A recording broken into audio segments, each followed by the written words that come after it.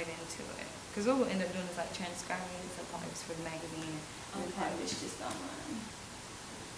Cool. So with your new effort with trauma, tell us how all that came into fruition. Well, Trauma and I have been, bumping into each other and talking about doing a mixtape for the longest time. So finally, I visited his show that was on BeehiveFM.com, and at that point it was just like, stop playing me. Right. And he was like, you stop playing. I was like, all right, well, let's do it. So, I have been working on a whole bunch of music, and I just sent him some of the records I was thinking of, and I was kind of giving him the theme, and we talked about like some like collaborations, and a lot of it ended up having to be on the phone because he was traveling around so much, I was traveling around so much, but technology, we're in the super future wave. We got it done, and we're able to release it. We released it in September, and just been like pushing it ever since. So. And what does that sound like? The album, like the mixtape. What does it sound like? Is it pop, R&B?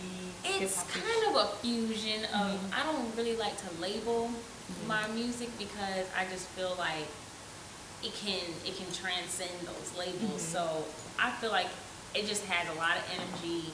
It's very sexy because, the theme is the lady in the street, which is the title track. And so I just wanted to play on that whole conversation of the lady in the street and the freak in the bed, you know what I'm saying?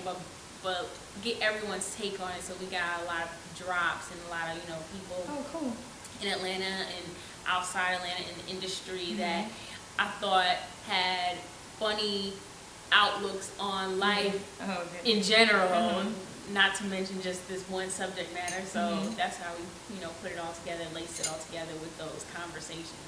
Cool. And as far as the future, what do you have planned for the rest of this year? Like any plans, any other releases? Well, yeah, definitely. I'm planning actually the release of the EP, The Gray Area, and doing a lot of like visuals to go along with the music. So kind of like it's not gonna be a movie, but it's gonna be like a visual for each song. That will probably be like an added bonus, bonus feature, So the EP, will that be like officially your first official release since the group, or you've released something? I have a digital single out now on iTunes. It's called Legalize Me, and that has a video. I saw the video. Yeah, it's cute. Thank you. But so that's like, that was kind of like a buzz single. So this EP, The Gray Area, will be the first official, collection of music, not just a single or whatever. It'll be like the first like work piece of collaborative project. So how much, I guess, who you are now as an artist, how much of that was who you were in a group? Were you the same person, or are you completely different? Well, it's funny you say that because I actually was on the phone with a producer that like I'm starting to work with, and he was like, wow, it just seems like the person that I'm getting to know now is not the person who I thought I knew at all. And I'm like, well, I'm the same person, however, through someone else's eyes or their control of how they edit and what they want to keep and what I was able to express. It just, is whatever, but like I'm always the same person. Of course. I'm always the same person, just I'm able to really, be myself, like my full self, not just like a slice that fits into a little slot. And having done the whole reality TV thing, the good, the bad, the uglies, is it something that you would consider again, or are you like, no reality TV? Well, I kind of have mixed feelings about I bet. I have mixed feelings about it. I feel, and I see the beneficial like factors to it, but I also see the danger zone. So I think if I was to do it again, I would definitely want to go into it with a lot more leverage and a lot more power to control my situation and not just be like a pawn in somebody else's little game. Right. And that's kind of, I had really no choice. I was like, look, just react and try not to like get hit, you know, try to dodge the bricks as they flying at you. And you did a good job. Like, you seem to like really maintain your composure, and like being under such stress and pressure on a consistent basis. How were you able to just be so level-headed on screen and not just explode? I don't know, but I would definitely say it was a lot of like premeditated, like just kind of foresight. Just kind of like seeing the chips come together and you're like, okay.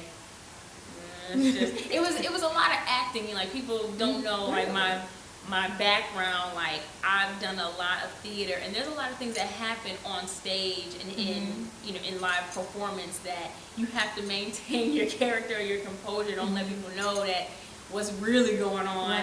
And it was a lot of like tapping into that skill that I ended up developing. But I didn't know I was gonna have to use it in that way or come up with something very witty or clever to say, or a way to just like diffuse a situation when I really feel like something else. Yeah. But you never know when the things that you learned in your past is going to come up and how you'll use it. So And do you keep in touch with like anybody that you met or was working with on the show? Day 26, anybody? Yeah, actually 2 of the Day 26 members, Willie and Brian, are on the mixtape. Oh, okay. I did. Well, it's a funny conversation. It's like, it actually was like a long conversation, but we had to just cut and slice it. Like, we talking forever. It's gonna be the whole mixtape. But we did like a little short remix to the Jodeci "Freaking You." Oh, okay. Throwback classic. Oh, gosh, that's cute. Yeah, so it was good. Cool. And tell us who you were before the show, because people don't know that you were really out there still trying to run and create a career for yourself. Before the show, it just like wasn't an overnight thing for you. Right. It was a long night, But let's see. Like, I grew up in Springfield, Massachusetts. And shout out to everybody in the snowstorm. Like, my family, they sending me pictures, and I'm like, glad I'm not there. But yeah, I grew up there and started dance and theater in Springfield, and really got like a real performing bug. Like, my sister and I, we were just dancing, singing, and playing, role playing with our little stuffed animals and everything like that. And did some regional theater, so I got to like, as a child, I was like up against like some really like seasoned actors, and I'm just like reacting because I'm scared for real. But then we moved to Atlanta in high school. I attended Tri-Cities High School for Performing and Visual Arts. And there's where a lot of like the raw talent was more like refined, and studied dance, and that was my major. But of course, I like spilled into everything else, because if I could have done 3 different majors, I would have, but couldn't do that. It wouldn't fit in my academic schedule. Oh, goodness. But I did a lot of theater in Atlanta, traveled with the Freddie Hendrix Youth Ensemble of Atlanta, and we traveled to South Africa and Holland and around the country. We did a lot of, like, they treated us, we were teenagers, but they treated us like we was grown. Wow, well, that's good though. That's a good experience to have. And we definitely learned a lot. And coming from that, I went to NYU. And I studied theater there as well.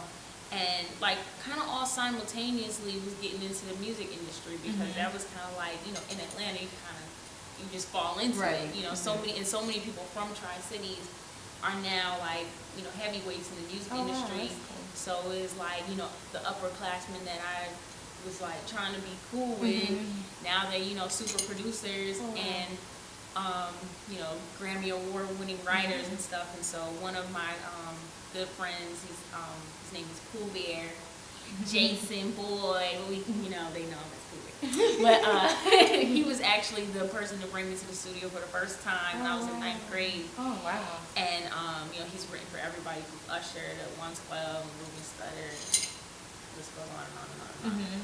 So long story short, yeah, I was just doing everything, had my hands in everything.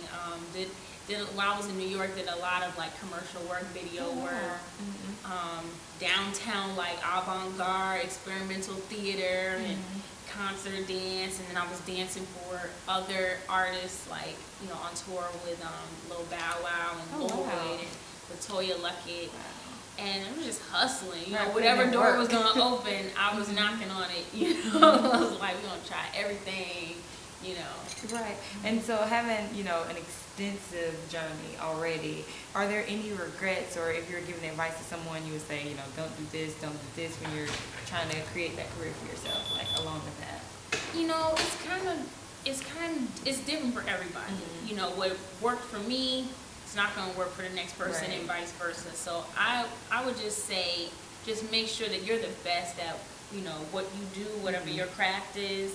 Make sure that you're always fine-tuning yourself. Right. And because I still go back to class, and I still work with some of my same mentors and instructors. And always looking for new classes to get into, just because you always want to challenge yourself and bring yourself to the next level. Of course. Get rusty. Right.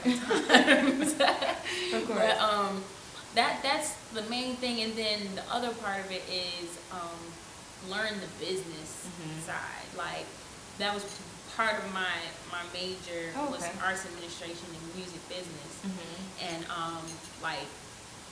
being a creative person, being left side of your brain, you tend to forget that this is a business. You have to market yourself. You gotta eat. You know what I'm saying? So there's certain things that you just have to know. You have to know how to read a contract. Know how to at least know what it says, so that you can have a conversation with an expert.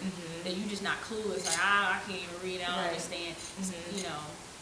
There's nothing worse than just like a clueless artist, you can take advantage of. Of course. Unprofessional, all that stuff. And even learn stuff that you don't think you'll use for yourself. I learned, not a lot, but a little bit. I dabbled in it, but the technical, theater, technical stuff, like lighting and sound. Just to have a knowledge, so that when I'm having a conversation with a lighting or sound person, and we're not bumping heads and all that good stuff. And in the studio too, know a little bit of engineering, know a little bit of your, Pro Tools or Logics. It'll just make everything easier. You respect other people's position. You know what they're going to do in that end. That